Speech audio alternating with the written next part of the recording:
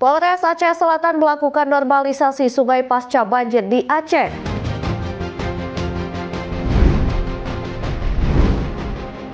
Wakil Ketua DPR RI Sumbi Dasko Ahmad mengajak seluruh partai politik untuk memprioritaskan penanganan pasca bencana di Sumatera.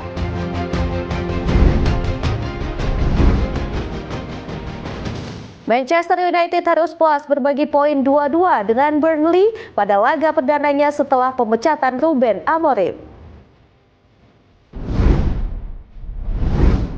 Halo, selamat pagi pemirsa setia Berita Nasional TV. Senang sekali Berita Nasional Pagi kembali hadir menyapa Anda. Selain 3 berita utama tadi, akan ada informasi lainnya yang akan kami sajikan untuk Anda. Bersama saya, Ajeng Tiara.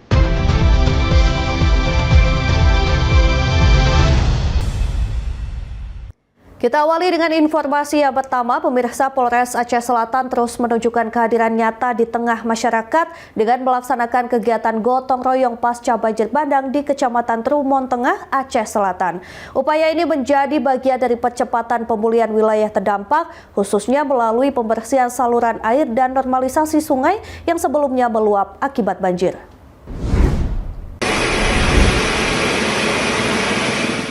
Kegiatan gotong royong tersebut telah dilaksanakan sejak Sabtu 3 Januari 2026 dan hingga kini masih terus berlangsung. Sejak hari pertama, personil gabungan dari Polres Aceh Selatan bersama jajaran Polsek dikerahkan dengan dukungan penuh dari Badan Penanggulangan Bencana Daerah Kabupaten Aceh Selatan. Fokus utama kegiatan diarahkan pada pembersihan saluran air di sepanjang jalan lintas Tapak Tuan Medan serta parit-parit di lingkungan permukiman warga. Selain itu, normalisasi sungai yang terdampak banjir bandang juga terus dilakukan untuk memastikan aliran air kembali lancar dan mengurangi resiko banjir susulan di wilayah hilir. Dalam pelaksanaannya, personil gabungan membersihkan material lumpur, kayu serta sampah yang menyumbat saluran air dan badan sungai. Untuk mempercepat pekerjaan dikerahkan sejumlah alat berat, diantaranya 1 unit bulldozer gandeng, 1 unit dozer, 2 unit alat berat beko, serta 20 unit mobil dump truck. Sementara itu, peralatan manual seperti cangkul dan skop digunakan untuk menjangkau titik-titik yang tidak dapat diakses oleh alat berat. Wakapolres Aceh Selatan Kompol Edwin Aldro menyampaikan bahwa kegiatan gotong royong yang dilakukan secara berkelanjutan ini merupakan wujud komitmen Polri dalam membantu masyarakat mempercepat pemulihan pasca bencana. Kondisi dari hulu, ini yang terlihat sekarang di belakang ini kondisi di hulu, kita normalisasi. Sehingga dampaknya nanti air akan menjadi lancar. Sehingga masyarakat yang ada tinggal di wilayah bawah, itu sudah debit airnya akan mengecil. Kemudian untuk kegiatan-kegiatan lainnya, itu kita memperbaiki jembatan. Kemudian juga kita membersihkan gorong-gorong ataupun parit yang ada di depan-depan rumah masyarakat, khususnya di wilayah di tepi jalan raya, yang sekarang sudah lancar. Kita ketahui kegiatan bencana ini memang sangat berdampak. Ada 3 hal. Yang pertama, dampak terhadap masyarakat atau secara ekonomi, kemudian dampak terhadap pendidikan, dan dampak terhadap kesehatan. Melalui kegiatan ini, Polri kembali menegaskan perannya tidak hanya sebagai penjaga keamanan, tetapi juga sebagai bagian dari solusi kemanusiaan yang hadir langsung membantu masyarakat bangkit dari dampak bencana. Dari Aceh Selatan Aceh, Tim Liputan Berita Nasional TV. Informasi selanjutnya, kepedulian dan kesigapan Polri dalam membantu masyarakat pasca bencana kembali ditunjukkan melalui aksi nyata di lapangan. Personil BKU Brimopolda Aceh bersama personil Polsub Sektor Rusip antara Polsek Silihnara melaksanakan gotong royong membersihkan drainase yang tersumbat material lumpur.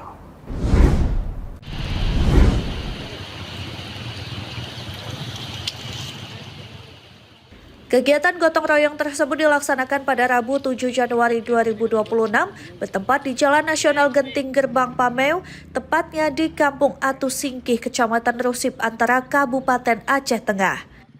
Dalam kegiatan itu, personel Brimob dan Polsub Sektor Rusip Antara turun langsung ke dalam saluran drainase untuk membuka aliran air yang tersumbat tanah, batu, kayu, dan lumpur.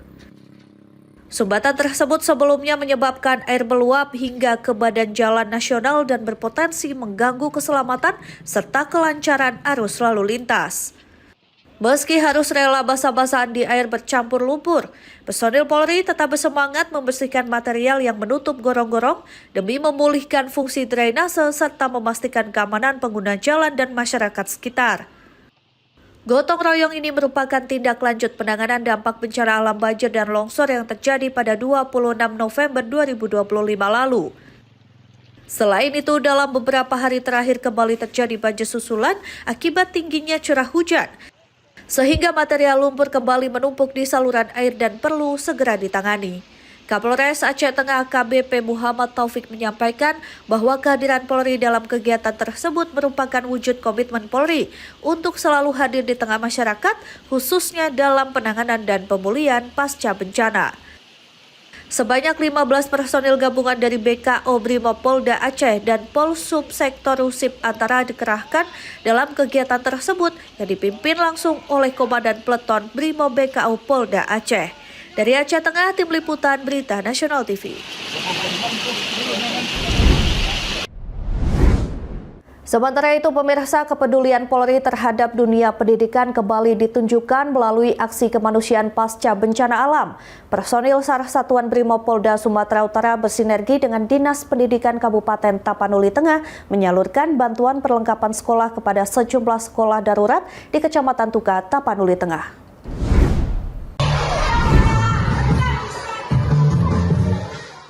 Kegiatan ini merupakan bentuk dukungan Polri dalam membantu pemulihan aktivitas belajar mengajar bagi para siswa yang terdampak bencana, khususnya di wilayah yang mengalami kerusakan sarana dan prasarana pendidikan pada Rabu 7 Januari 2026. Bantuan yang disalurkan meliputi berbagai perlengkapan penunjang kegiatan belajar mengajar, seperti tas sekolah, buku tulis, alat tulis, serta peralatan kebersihan sekolah.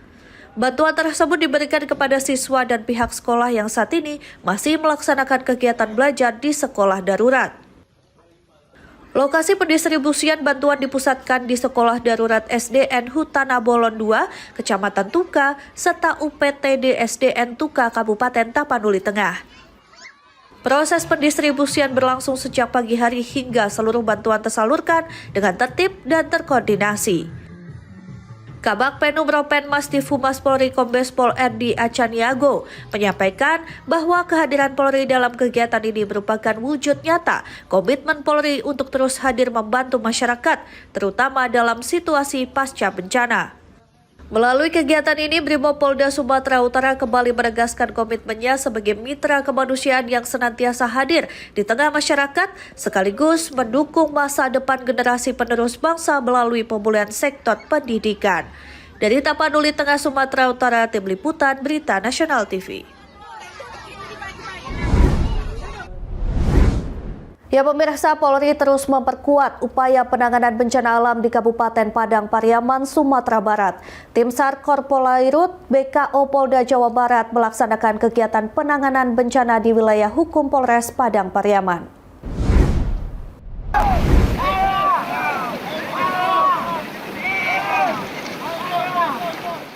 Kegiatan kemanusiaan tersebut melibatkan sebanyak 28 personil gabungan yang terdiri dari 10 personil selam olah gerak dan penyelamatan Direktorat Polair, 15 personil Silongmat Direktorat Poludara, serta 4 personil tenaga kesehatan Korpolairut.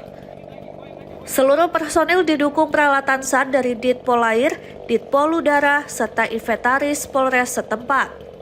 Fokus utama kegiatan adalah pembangunan jembatan sementara guna memulihkan kembali akses mobilitas masyarakat yang terdampak bencana, khususnya bagi warga di Kecamatan Patamuan yang sebelumnya terputus akibat kerusakan jembatan.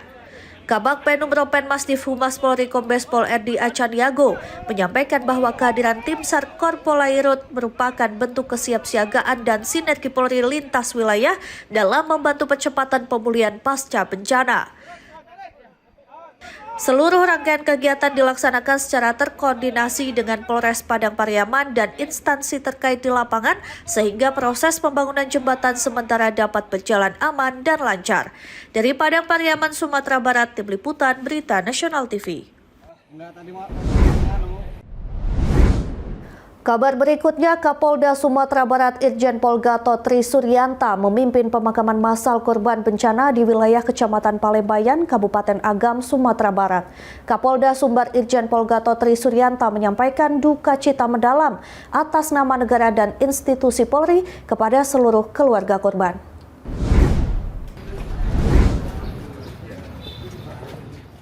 Suasana duka menyelimuti pelaksanaan pemakaman massal korban bencana alam di wilayah Kecamatan Palembayan, Kabupaten Agam, Sumatera Barat, Rabu 7 Januari 2026. Kepolisian daerah Sumatera Barat bersama unsur TNI, pemerintah daerah, tenaga kesehatan dan relawan menggelar prosesi pemakaman secara bermartabat sebagai bentuk penghormatan terakhir kepada para korban. Kapolda Sumatera Barat Irjen Pol Gatot Trisuryanta menyampaikan bahwa hingga saat ini jumlah korban meninggal dunia tercatat sebanyak 253 orang. Dari jumlah tersebut, 222 jenazah telah berhasil diidentifikasi, sementara 31 jenazah lainnya masih dalam proses identifikasi oleh tim gabungan. Dari total jenazah yang telah teridentifikasi tercatat 110 laki-laki dan 112 perempuan. Sementara 31 jenazah yang masih dalam proses identifikasi terdiri dari 14 laki-laki, 12 perempuan, serta 5 bagian tubuh atau body part. Kapolda Sumbar menegaskan bahwa Polri bersama seluruh unsur terkait terus memaksimalkan upaya identifikasi jenazah serta memberikan pendampingan kepada keluarga korban. Lebih lanjut, Kapolda Sumbar turut mengimbau masyarakat untuk tetap tenang dan tidak mudah terpengaruh oleh informasi yang belum dapat dipastikan kebenarannya. Dari Agam, Sumatera Barat, Tim Liputan Berita Nasional TV. Pemerintah daerah Tapanuli Tengah mencatat kerugian sangat besar imbas bencana banjir bandang dan tanah longsor. Informasi selengkapnya usai jeda, tetaplah bersama kami.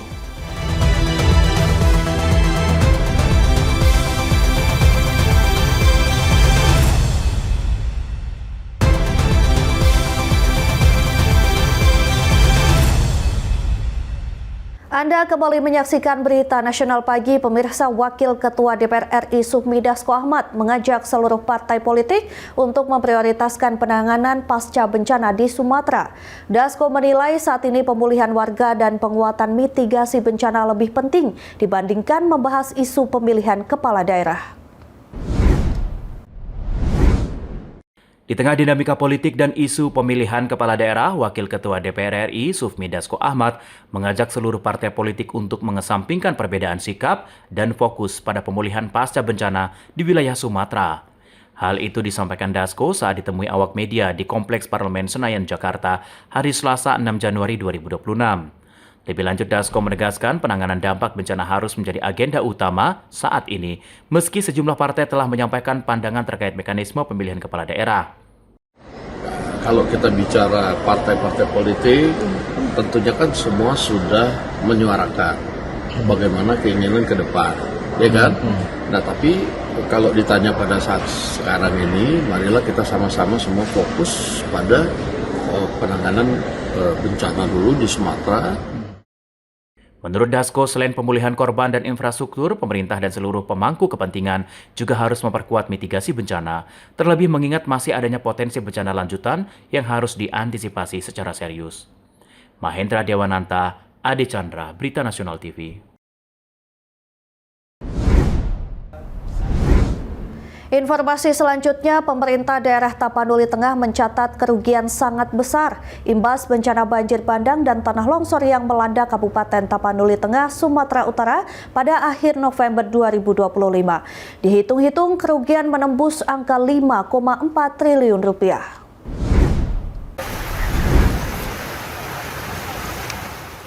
Inilah suasana wilayah Tapanuli Tengah, Sumatera Utara pasca bencana banjir bandang dan tanah longsor melanda pada akhir November 2025. Sisa material longsor masih menumpuk sejumlah rumah, hanya menyisakan puing. Banjir bandang dan tanah longsor pada 25 November lalu tidak hanya merenggut nyawa, namun juga memutus urat nadi kehidupan masyarakat. Pada Rabu 7 Januari 2026, Bupati Tapanuli Tengah Masinton Pasaribu mengungkapkan, berdasarkan perhitungan sementara, total kerugian daerah akibat bencana ini ditaksir mencapai lebih dari 5,4 triliun rupiah. Kerugian tersebut meliputi rusak rumah warga, fasilitas pemerintahan, jalan dan jembatan, sawah, pasar, hingga infrastruktur dasar lain.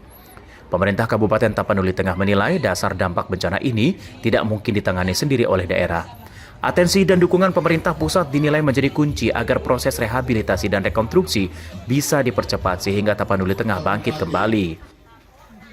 Nah, kerugian sementara yang kami hitung ya, itu ada 5,4 triliun. Lebih kurang segitu ya. Itu baik itu fasilitas umum, perkantoran apa segala macam ya. Ada jalan, jembatan, kemudian sawah ya, ada pasar dan lain sebagainya, dan infrastruktur lainnya. Jadi kami hitung segitu. Nah, ini biaya recovery ini tentu biaya yang sangat besar ini ya nggak mungkin oleh daerah. Bencana di Tapanuli Tengah meninggalkan beban berat tidak hanya angka kerugian bernilai fantastis, tapi juga kehidupan ribuan warga yang harus memulai kembali dari titik nol. Dari Tapanuli Tengah, Saiful Nahdi, Berita Nasional TV.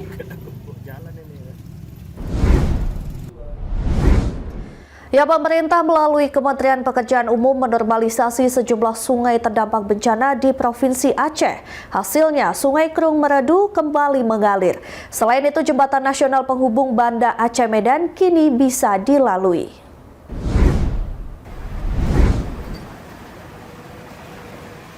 Bencana banjir melanda sejumlah wilayah di Aceh akibat curah hujan yang sangat tinggi dipicu siklon tropis Senyar pada November dan Desember 2025. Pemerintah melalui Kementerian Pekerjaan Umum atau PU bekerja sama dengan pemerintah daerah, TNI, Polri, melakukan penanganan darurat bencana banjir yang melanda sejumlah wilayah di Provinsi Aceh imbas curah hujan sangat tinggi. Penanganan cepat dilakukan untuk memastikan fungsi infrastruktur kembali normal dan menekan resiko banjir susulan. Penanganan darurat difokuskan pembersihan pengangkatan material kayu serta pembuatan alur pandu dan perbaikan alur sungai di titik-titik kritis agar aliran air kembali lancar dan aktivitas masyarakat bisa berjalan aman. Salah satu lokasi penanganan berada di Sungai Krueng Meredu, Kabupaten Pidi Jaya, Aceh. Kementerian PU melakukan pengerukan sedimen dan pembukaan alur sungai guna mengembalikan kapasitas sungai sekaligus melindungi infrastruktur jalan dan jembatan di wilayah rawan bencana hidrometeorologi. Kerja cepat menormalisasi Sungai Krueng Meredu membuahkan hasil. Sungai Krueng Meredu kini sudah terbuka sepanjang 5,7 km. Selain terbuka kembali Sungai Krueng Meredu, jembatan nasional menghubungkan Banda Aceh, Medan hingga ke Muara kini bisa dilalui. Sungai Krueng Meredu memiliki peran vital sebagai pengendali aliran air sekaligus penopang aktivitas masyarakat. Karenanya, Kementerian PU menjadikan penanganan yang tepat dan terukur sebagai prioritas utama. Diharapkan normalisasi Sungai Krueng Meredu dapat segera direalisasikan secara optimal. Jadi alhamdulillah saat ini kita mengucapkan ribuan terima kasih kepada Pak Presiden Republik Indonesia, Bapak Prabowo Subianto, Kementerian PU dan juga BWS Sumatera 1. Dan alhamdulillah saat ini sungai yang dulunya ketika musibah terjadi itu sudah tertutup dan alhamdulillah saat ini sudah mulai terprogres. Walaupun mungkin belum 100%, tapi alhamdulillah airnya sudah mengalir. Harapan kami kepada Kementerian, Bapak Presiden, Kementerian PU dan juga BWS, mudah-mudahan sungai yang terbentuk karena bencana ini harapannya segera untuk ditutup kembali agar masyarakat yang tadinya harus mengungsi bisa kembali beraktivitas di Dusun Pantai Glima seperti itu. Dan harapan juga mudah-mudahan rumah-rumah yang hancur karena musibah ini bisa dibangun dalam waktu secepat mungkin. Terima kasih kami ucapkan kepada Pak Presiden Prabowo Subianto, Kementerian PU dan juga BWS 1. Mudah-mudahan Allah balas dengan sebaik-baik balasan. Terima kasih. Kementerian PU memastikan penanganan darurat akan terus dilakukan hingga kondisi benar-benar stabil dan masyarakat dapat kembali beraktivitas secara normal. Tim Liputan, Berita Nasional TV. Beralih ke kabar lain, Komisi Pemberantasan Korupsi atau KPK menyatakan siap melaksanakan pemberlakuan KUHP dan KUHAP yang telah resmi berlaku 2 Januari 2026 secara konsekuen. KPK juga menyatakan kewenangan penyidikan tidak berubah meskipun Polri menjadi penyidik utama dalam aturan baru. Kitab Undang-Undang Hukum Pidana dan Kitab Undang-Undang Hukum Acara Pidana baru telah resmi berlaku pada 2 Januari 2026 lalu. Seluruh instansi penegak hukum berkewajiban untuk mengikuti dan menyesuaikan termasuk Komisi Pemberantasan Korupsi. Ketua KPK Setio Budianto saat ditemu di kantor Kemenham pada Selasa 6 Januari 2026 menegaskan KPK siap melaksanakan Undang-Undang Nomor 1 Tahun 2023 tentang KUHP Nasional serta Undang-Undang Nomor 20 Tahun 2025 tentang KUHAP secara konsekuen. Setio menyebut pengkajian telah dilakukan oleh Biro Hukum di KPK. Setio menyampaikan penyesuaian internal sedang dan akan terus dilakukan melalui kajian di Biro Hukum. Terkait kekhawatiran saat pembahasan KUHP dan KUHAP, Setio Budianto menegaskan tidak ada kekhawatiran di KPK. Baginya seluruh ketentuan merupakan keputusan negara yang harus dijalankan secara disiplin dan konsekuen. Mengenai Polri yang diatur sebagai penyidik utama dalam KUHAP baru, Ketua KPK menegaskan KPK memiliki undang-undang sendiri yang bersifat lex spesialis. Kewenangan penyidikan KPK telah berlaku dan tidak berubah. Penyidik KPK juga diatur bersumber dari kepolisian sesuai Undang-Undang Nomor 19 Tahun 2019. Pemirsa, Sekretaris Jenderal Partai Demokrat sekaligus anggota DPR RI Herman Hairon menyebut partainya akan bersama Presiden Prabowo Subianto dalam penentuan sistem pilkada ke depan. Demokrat akan masuk barisan Prabowo menyikapi pilkada.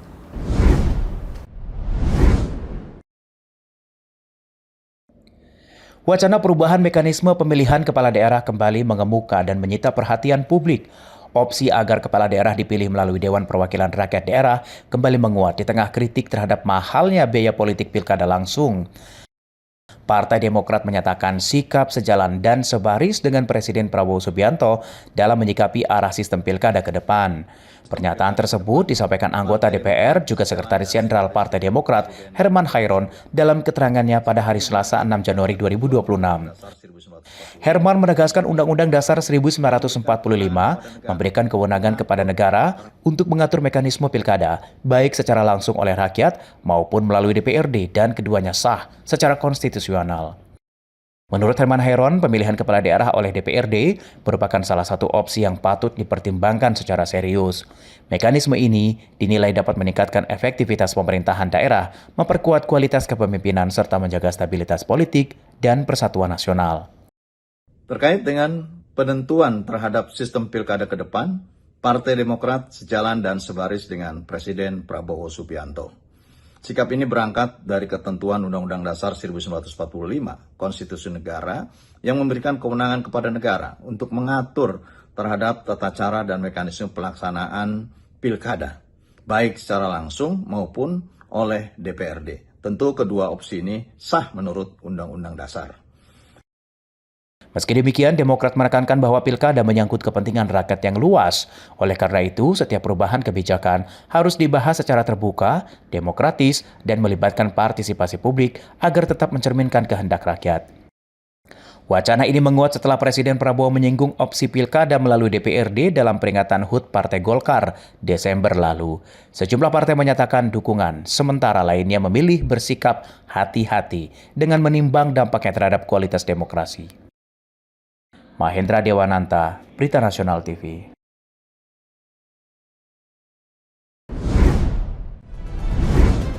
Pemirsa, jangan kemana-mana, Berita Nasional Pagi segera kembali dengan informasi terkait kecelakaan beruntun melibatkan 4 kendaraan terjadi di Central Expressway. Tetaplah bersama kami.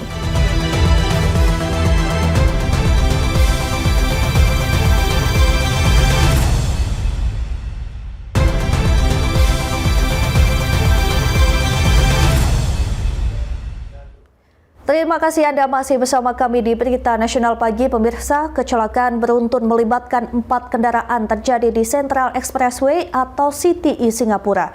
Insiden ini menelan 4 korban luka dan dibawa ke rumah sakit.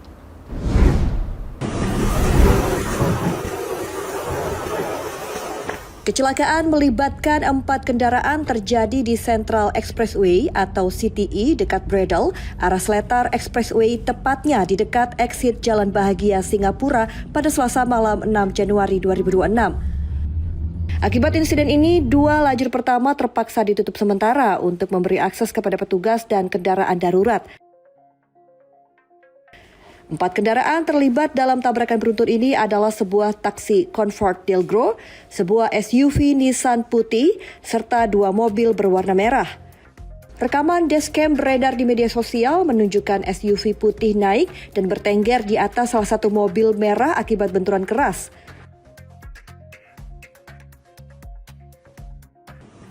Berdasarkan data Channel News Asia, 4 orang mengalami luka-luka dan dibawa ke Tan Tock Seng Hospital untuk mendapatkan perawatan medis. Mereka terdiri dari seorang supir taksi pria berusia 69 tahun, penumpang taksi berusia 49 tahun, seorang sopir mobil berusia 54 tahun, serta penumpang wanita berusia 27 tahun. Pihak berwenang menyelidiki penyebab pasti kecelakaan berantai. Kehadiran petugas, ambulans, dan kendaraan derek di lokasi kejadian sempat menyebabkan kemacetan panjang di sepanjang CTE menuju Seletar. Lalu lintas kembali normal usai seluruh kendaraan terlibat dievakuasi dan jalan dinyatakan aman. Pemirsa, Presiden Trump mengklaim Amerika Serikat akan dapat 30 juta hingga 50 juta barel minyak dari Venezuela. Menurut Trump, hasil penjualan minyak tersebut akan digunakan untuk kepentingan rakyat kedua negara.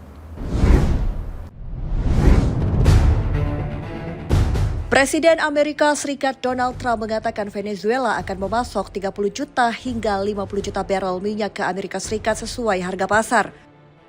Lebih jauh, Trump berjanji hasil penjualan minyak tersebut akan digunakan untuk kepentingan rakyat kedua negara.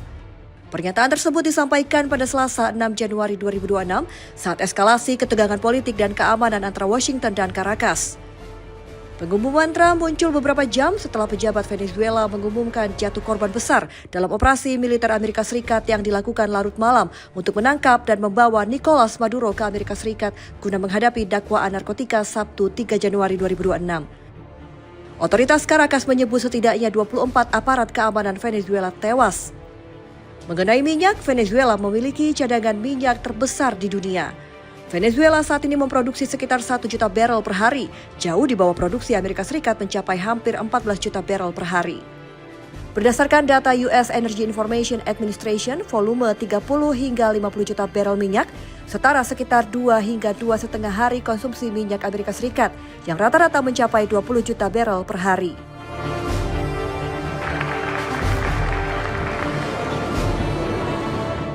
Presiden sementara Venezuela Delcy Rodriguez menolak tekanan Trump. Sebelumnya, Trump memperingatkan Rodriguez bahwa ia akan bernasib lebih buruk dari Maduro bila tidak melakukan hal yang benar dan menyelaraskan Venezuela dengan kepentingan Amerika Serikat, termasuk membuka akses bagi perusahaan energi Amerika. Di pihak Amerika Serikat, Pentagon menyatakan 7 prajurit terluka, 5 sudah kembali bertugas dan 2 menjalani pemulihan akibat luka tembak dan serpihan. Di dalam negeri Amerika Serikat, Trump menepis kritik Partai Demokrat atas operasi militer 3 Januari 2026. Ia menegaskan pemerintahan sebelumnya juga menyerukan penangkapan Maduro atas tuduhan narkoterorisme.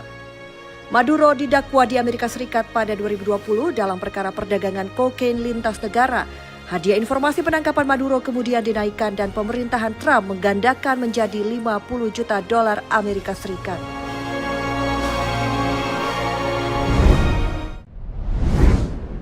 Kabar berikutnya, pemirsa, petugas imigrasi dan penegakan bea cukai atau ICE menembak mati seorang perempuan yang mencoba menabrak aparat menggunakan kendaraan. Peristiwa berdarah ini terjadi di tengah aksi protes warga terhadap aktivitas penegakan hukum imigrasi. Presiden Trump angkat suara.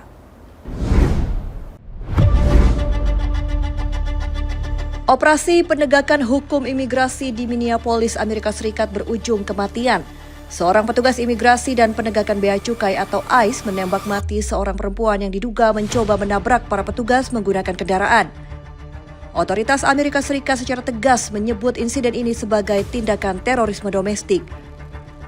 Peristiwa berujung maut ini terjadi saat aksi protes warga terhadap aktivitas penegakan hukum imigrasi di kota Minnesota. Kala itu ketegangan meningkat saat petugas sedang menjalankan tugasnya di wilayah Minneapolis. Departemen Keamanan Dalam Negeri atau DHS yang membawahi ICE menerangkan insiden tersebut dan mengutuk keras tindakan pelaku. Pihak otoritas menjelaskan petugas melepaskan tembakan karena merasa terancam dan mempertahankan diri. Terduga penembak dinyatakan tewas sedangkan petugas ICE terluka. Kasus ini menambah daftar panjang ketegangan antara aparat keamanan dan warga sipil terkait kebijakan imigrasi era pemerintahan Donald Trump. Gelombang protes massal sering terjadi di berbagai kota besar Amerika Serikat sebagai respon atas janji pemerintah untuk menangkap dan mendeportasi imigran tidak memiliki dokumen resmi. Presiden Amerika Serikat Donald Trump dan Gubernur Minnesota Tim Walz saling adu argumen mengenai insiden penembakan mematikan ini. Trump membela tindakan petugas sebagai bentuk membela diri, sementara Walz mengecam dan menuntut transparansi investigasi. Melalui unggahan di platform Truth Social Kamis 8 Januari 2026, Trump mengaku melihat rekaman kejadian dan menyebutnya sebagai hal yang mengerikan untuk ditonton. Di sisi lain, Tim Walz merespon keras narasi yang dibangun Trump. Walz mengecam penggunaan istilah terorisme domestik sebelumnya disematkan otoritas federal kepada korban tewas.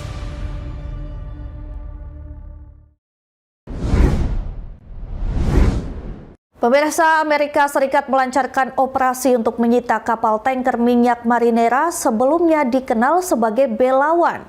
Kapal tanker incaran Amerika saat ini berada di Samudra Atlantik Utara, dilindungi Rusia. Operasi ini berkaitan dengan Venezuela.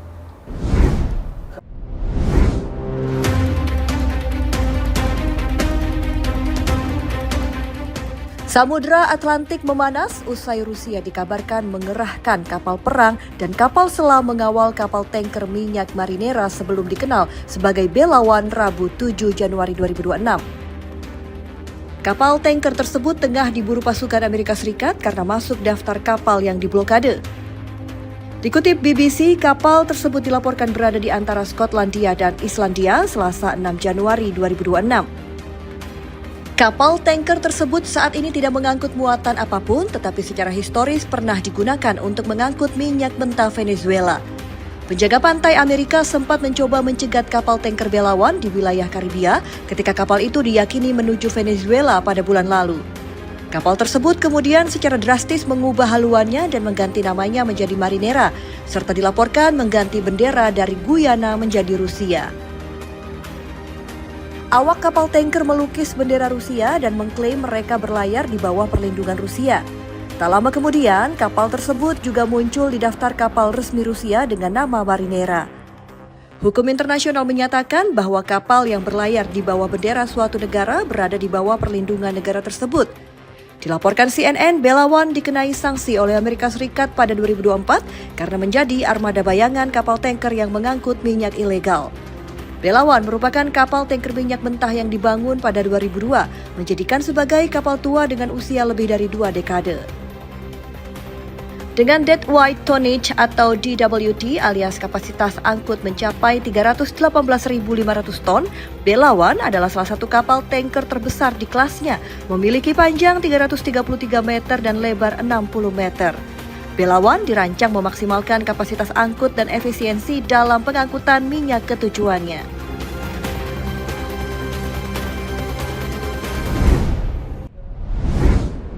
Beralih ke kabar lain, Menteri Agama Republik Indonesia Nasaruddin Umar melepas puluhan ribu peserta gerak jalan kerukunan dalam rangka Hari Amal Bakti ke-80 Kementerian Agama di Kabupaten Bone, Sulawesi Selatan. Kegiatan dipusatkan di Lapangan Merdeka ini menjadi simbol penguat toleransi dan diikuti perwakilan dari 24 kabupaten dan kota se-Sulawesi Selatan. Menteri Agama Republik Indonesia Nasaruddin Umar melepas sekitar 38.000 peserta gerak jalan kerukunan di Lapangan Merdeka Kabupaten Bone, Sulawesi Selatan, Rabu 7 Januari 2026. Kegiatan bertema Umat Rukun dan Sinergi Indonesia Damai dan Maju dipusatkan di Kabupaten Bone. Ini merupakan peringatan Hari Amal Bakti atau HAB Kementerian Agama ke-80 yang tahun ini dipusatkan di Kabupaten Bone. Tidak hanya warga lokal, peserta berasal dari perwakilan 24 kabupaten dan kota se-Sulawesi Selatan. yang hadir untuk memeriahkan semangat toleransi dan kebersamaan. Di sini ada perseni, kemudian juga ada gerak jalan lintas agama. Mereka lupa agamanya apa, begitu akrabnya satu sama lain. Mereka pokoknya dari berbagai daerah juga datang di sini. Dan saya kira masyarakat setempat ini juga bahagia. Ini sudah bertemu lagi ujung ke ujung ini, tapi masih belum separuh ini bergerak ini. Sebelum pelepasan peserta gerak jalan, diawali pelepasan 80 balon. Masyarakat disuguhi atraksi pencak silat memukau dari santri Pondok Pesantren Darul Hufat 77 Bone dan sambutan barongsai dari Pondok Pesantren DDI Galesong Baru Makassar, simbol keragaman yang harmonis. Selain menegakkan penting menjaga harmonisasi antar umat beragama sebagai pilar utama persatuan bangsa. Sebelumnya, Kementerian Agama Sulawesi Selatan menggelar berbagai kegiatan seperti donor darah berbagi kepada masyarakat yang tidak mampu, serta donasi kotak untuk sahabat di Aceh dan Sumatera sebesar 2,8 miliar rupiah. Total, Kementerian Agama Republik Indonesia memberikan donasi kepada korban bencana di Aceh dan Sumatera mencapai 140 miliar rupiah. Dari Kabupaten Bone, Sulawesi Selatan, Berita Nasional TV. Pemirsa, informasi tadi sekaligus mengakhiri jumpa kita. Demikian Berita Nasional Pagi telah menemani Anda. Saya Ajeng Tiara beserta kru yang bertugas pamit undur diri. Terima kasih dan sampai jumpa.